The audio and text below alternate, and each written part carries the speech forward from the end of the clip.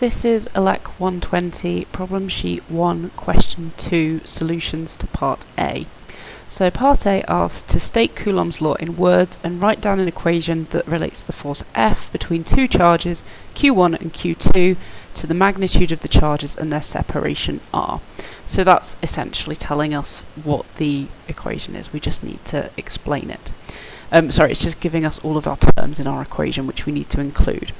And then the second part of that is that Q1 is equal to Q2, which is equal to 1 times 10 to the minus 7 coulombs, and R is 0.01 meters.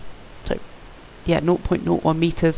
What is the force and its direction? And that's 4 marks.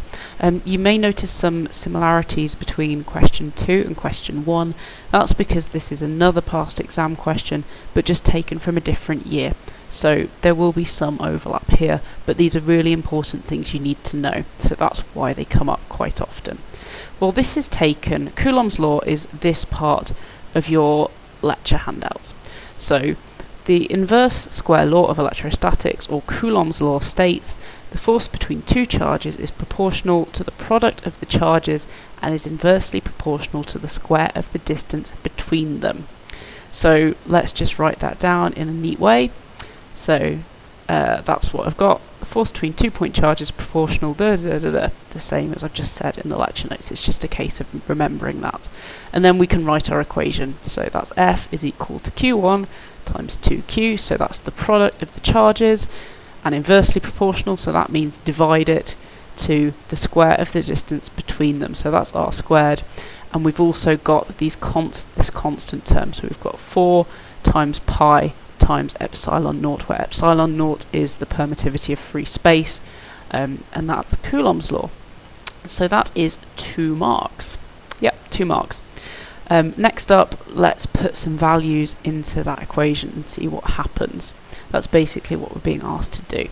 So here we go. I've just written my values down, and then I've written these that need to go into the equation. So here we go. We've got the force is equal to Q1 times Q2 over 4 times pi times epsilon naught, which is 8.85 times 10 to the minus 12, times R squared, where R was 0.01 meters from the question. If you calculate that, you'll get a value of F is approximately equal, well, it's more or less equal to, there's quite a lot of significant figures going on there, to 0.9 newtons.